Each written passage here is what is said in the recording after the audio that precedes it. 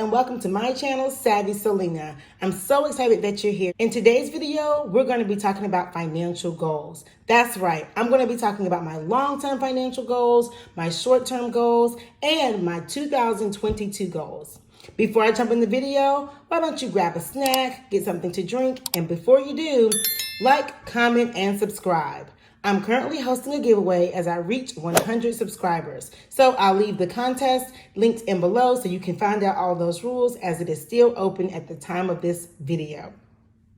All right, like, comment, and subscribe. Let's jump on. Like I said, in today's video, we're going to talk about my long-term, short-term, and 2022 financial goals. And I'm going to start with my long-term goals. And that's because I think it's best to begin with the end in mind. So I'm going to start to show you what we plan to achieve and then work our way back to show you how we plan to achieve it.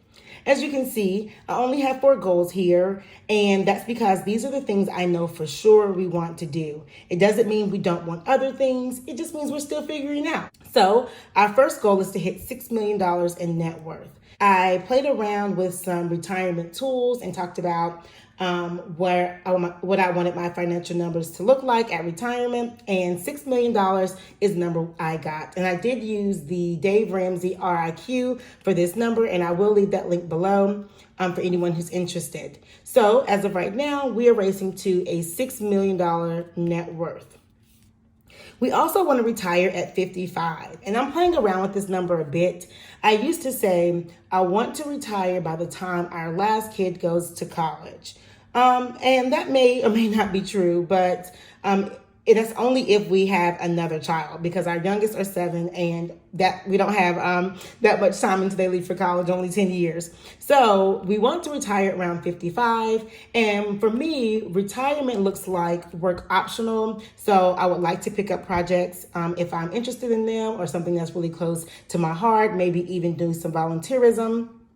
And I also want to have location freedom. So I want to live, I want to have the freedom to live where I want. I might want to move and relocate to where my children are if they go to college away from home, or if I want to move closer to my own parents. So location freedom and work optional is what I mean by retirement at 55. Next, we want to do become real estate investors. And the way we plan to invest in real estate is to start with by having 1 door per family member. And by a family member, I mean our children. So ideally, we would like to leave each of our children a rental property. But now that I've learned more about finances, we actually want to leave our rental properties in a trust. So we won't leave them literally a rental property, but we do want to leave rental properties in our trust for our children to receive residual income. As well as we would like to build our dream home. I have a dream home in my heart that I've thought about for many years now, and my husband is completely on board. I would love to build a ranch-style home with wide hallways, the leave room for wheelchairs and walkers. I want that to be the home that my grandchildren visit, and even have an opportunity for my parents or my father-in-law to live with us as well if that's needed. So we want a big home, custom built with a lot of land. So that means we are open to relocating from where we live now to a state where we're able to get more land and build a custom home. And we're even open to leaving the country, with Spain being one of the locations that we're looking at for out of country retirement. So these are our long-term goals. And so let's jump into some of our short-term goals. As you can see, before I jump into the short-term goals, I wanted just to point out here that this is 20 years from now. So long-term, we're talking about 20 years. So next I have our short-term goals, and you can see that I have this broken out by 3-year and 5-year, because typically they say short-term goals are 3 to 5 years. I'm just going to mark this off here for some separation. Great. So let's talk about our 3-year goals. So just to give some kind of clarity, our 3-year goals were once our 5-year goals. We are currently 2 years into our previous 5-year goals. And so that's why we have 3 years left on these goals. And then these are some goals that we've established along the way. We haven't really started on these things, or we're on the way and haven't really completed them. So that's why there's a differentiation between the 3-year goals and the 5-year goals. So our 3-year goal is to buy a home. We want to buy a home in about 2024. And so obviously right now with the housing market being the way it is, we're putting all of our energy in being ready to buy a home when that time comes. Next, we also would like to buy an investment property, and I would like to think that these things can happen really close together or within a year of each other. The reality of it is that we're going to have to be strategic in the way that we approach buying a home and buying a rental property. And that means maybe using one of our incomes for the house and then one of our incomes for the investment property. Not quite sure, but you'll see how we plan to achieve these goals when I talk about my 2022 goals. Next, we want to invest monthly into a brokerage, and this is something that is important to us. Is to get started. It's really about building that muscle. So it's not something that we're looking to have a large amount put in every month, or even something that is our top priority, but we do want to start building that muscle. Next, I would like to contribute to Roth IRAs. I say ×2 because I am married, and I would like my husband to contribute to a Roth IRA as well. And in order to do so, we need to file our taxes together. So right now we're married filing separately. We just got married, so we were just trying to figure things out, but we didn't realize at the time that would prevent us from contributing to a Roth IRA. And so going forward, we will be doing married filing jointly so that we are able to contribute to the Roth IRA. Lastly, I would like to cash flow a master's degree. I actually plan on getting 2, an MBA and a master's in information science. I already have an idea of the school I would like to go to. It's a local college here.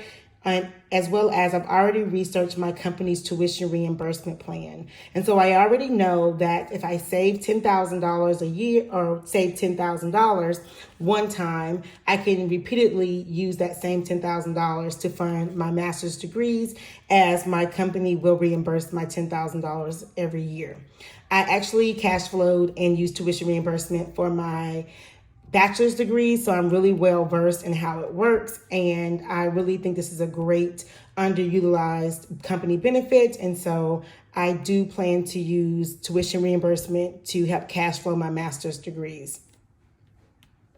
Next would be our 5-year goals, and the first one is to max out the Roth IRA, again ×2. And so you can see here, I plan to start to contribute to a Roth IRA, but down here, I would like to start being able to max it out. Now, hopefully, right, ideally, we can start getting to some of these things faster, but there are little outside factors that we have to think about, such as our income and, our family size and things like that. So by 2027, I'm hoping that we're maxing out our Roth IRAs every year.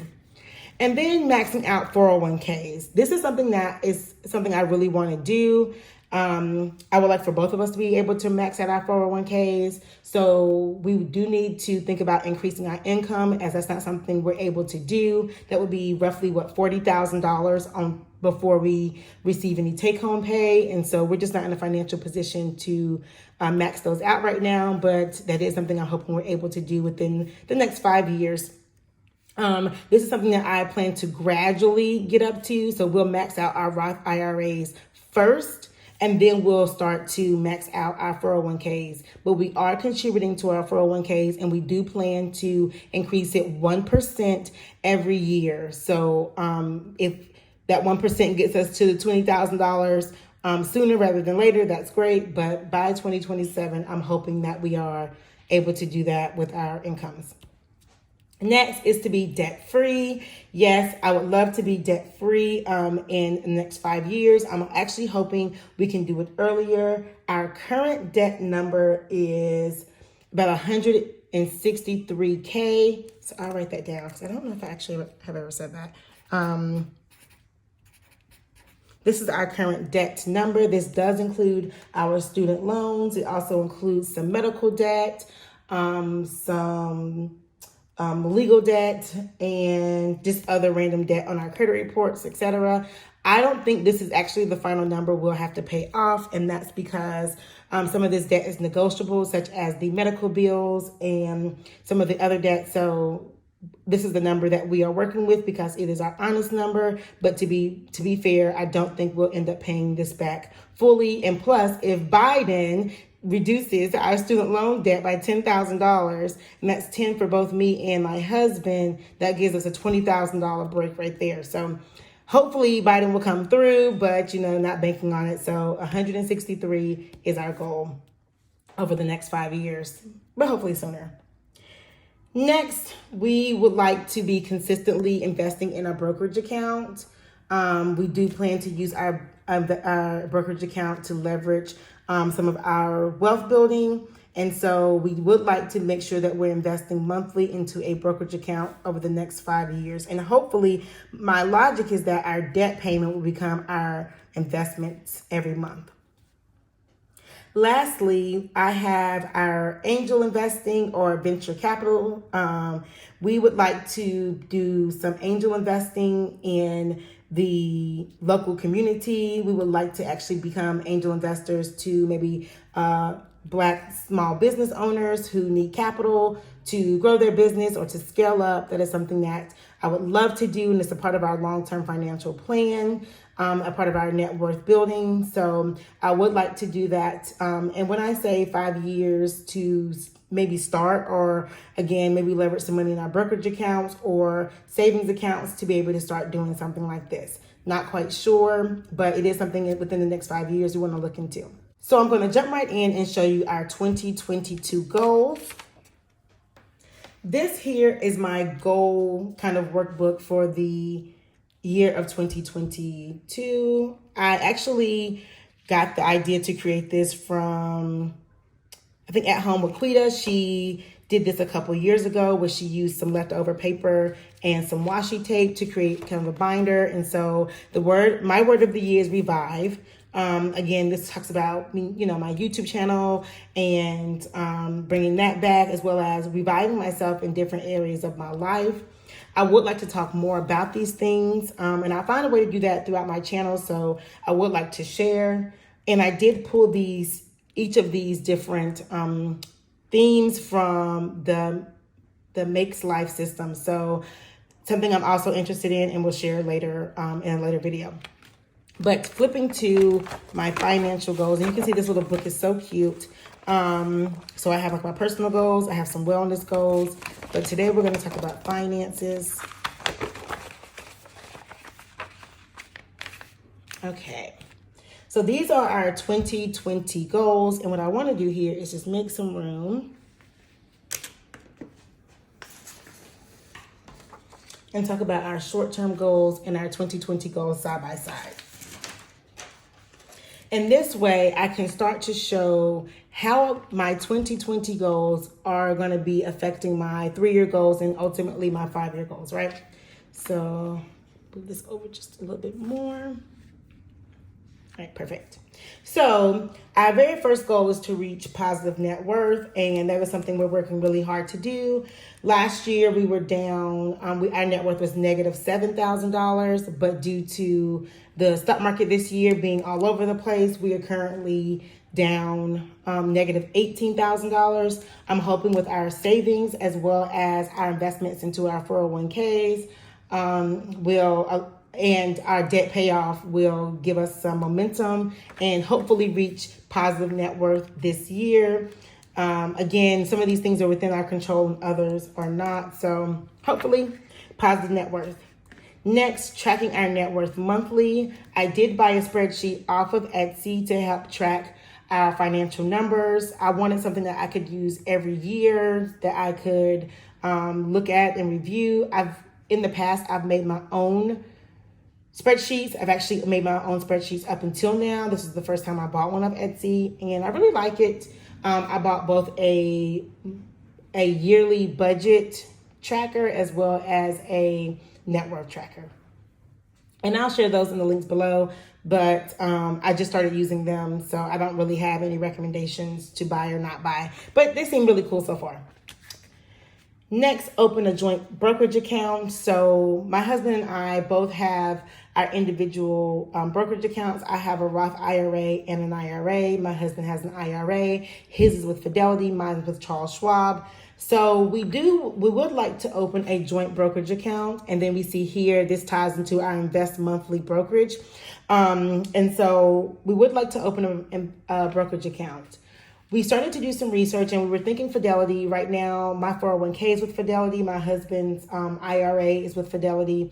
And so Fidelity is something that we both have and are used to. So I was thinking about opening our joint account with Fidelity. But I'm going to be honest and say I'm actually feeling a little bit more of opening with Charles Schwab. And the reason I would like to open it with Charles Schwab is because they do have the Platinum American Express card that is linked to your brokerage account. And ultimately, we would like to use our brokerage accounts to make some of our money moves. And so I think building that relationship and establishing that relationship would be beneficial for us. We were also looking at Vanguard, but I think I've mentioned before, I work for an investment bank and I'm given a list of companies I'm allowed to invest with. And I don't think Vanguard is on the list unless it's changed. But the last time I checked, Vanguard was not on the list. Neither is Robinhood or M1 Finance. So I could not use those brokerages. Okay, and next we want to fully fund our emergency fund. So technically we've already completed this goal. Our goal was to fund our emergency fund up to $18,000. We currently have $20,000 in savings, but that will fluctuate based off of the year. We will pull that money out for Christmas and things like that. So right now we do have a fully funded emergency fund, and that's awesome. So the first group here is our maintenance goals, and the next are our stretch goals, and then the last are our super stretch goals. So stretching would be invest $1 a day per person, and for me that meant people in my home, and so that would be times 4, 1 times 4. I think that number came up to a little bit more than $1,400, but I'm just going to round this up to $2,000. So our goal is to open up a joint brokerage and invest $2,000 into it this year. So that is something that I plan to get started on. We're already behind, so definitely something I plan to do. Next, we want to pay off $20,000 in debt. Now, I already told you that our plan to become debt-free is we have $163,000. And just to give perspective, let's just see.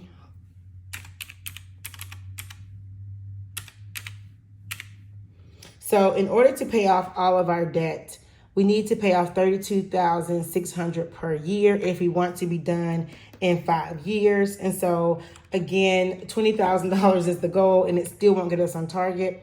But that's what I mean about having to be flexible. And also I'm hoping that we're able to negotiate some of these bills. So paying $20,000 off in debt is our goal for this year. Next, we would like to meet with a mortgage broker. So we would like to meet with a mortgage broker so that we can actually understand how we can buy a house and an investment property. What are the things we need to think about? How much cash do we need on hand? What are credit things we need to consider? Underwriting things we need to consider. So we want to make sure that we are moving in alignment with the rules, regulations, and expectations of the banks, right? So me and my husband can have all the goals that we want to have, but we need to make sure we're working with the right information. I also would like to meet with a local mortgage broker so we can establish a relationship. And again, our long-term goals is to have multiple properties in a trust. So now we would like to start building relationships with mortgage brokers, learning to talk with them. And also, along with this that I didn't write here, but it's something I learned by watching a video off The Budget Girl, was joining local real estate investment communities and how they have these communities in different cities and states. And so I looked it up, and mine also has a real estate investing community. And so I would also like to start meeting with them. Again, we're not in a place to, buy homes and renovate them and all of that. But the more we learn, the more we can strategize and work towards our goals. Then lastly, we would like to save $30,000 in sinking funds and then hopefully monetize the YouTube channel. So in saving $30,000 in sinking funds, really this sinking funds is irrelevant.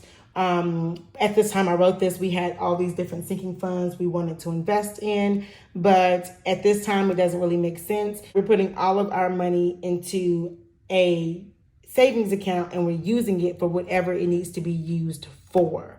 So not really sinking funds, but definitely hoping to save $30,000 and then monetizing our YouTube channel. So I want to say that these are stretch goals to pay off $20,000 in debt. Right now, our actual goal for 2020 is to pay off $9,000 to $10,000 in debt. That was our goal last year, I think. Actually, our goal last year was to pay off $20,000 in debt and save 10, and we did that. So I'm hoping this year we can also pay off $20,000 in debt. But if we're not able to, we for sure are going to pay off $10,000 this year at a minimum, even if we have to pull it from our emergency fund. And then our sinking funds, we want to save 30, but right now we're on track to save 20,000. And so again, we are looking for an extra $10,000 there, so that we are able to meet this stretch goal. So again, even within our goals, we're trying to push ourselves as much as we can. And so these are our 2022 financial goals. And you can see how they match with the short-term goals here to get us to these 5-year goals that will ultimately get us to our long-term goals. So that's all I have for you today. Me and my husband are working very diligently in being able to build this life for ourselves.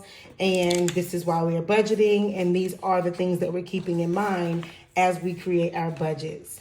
So thank you for watching. I hope you enjoyed this video. Until next time, stay savvy, people. Bye.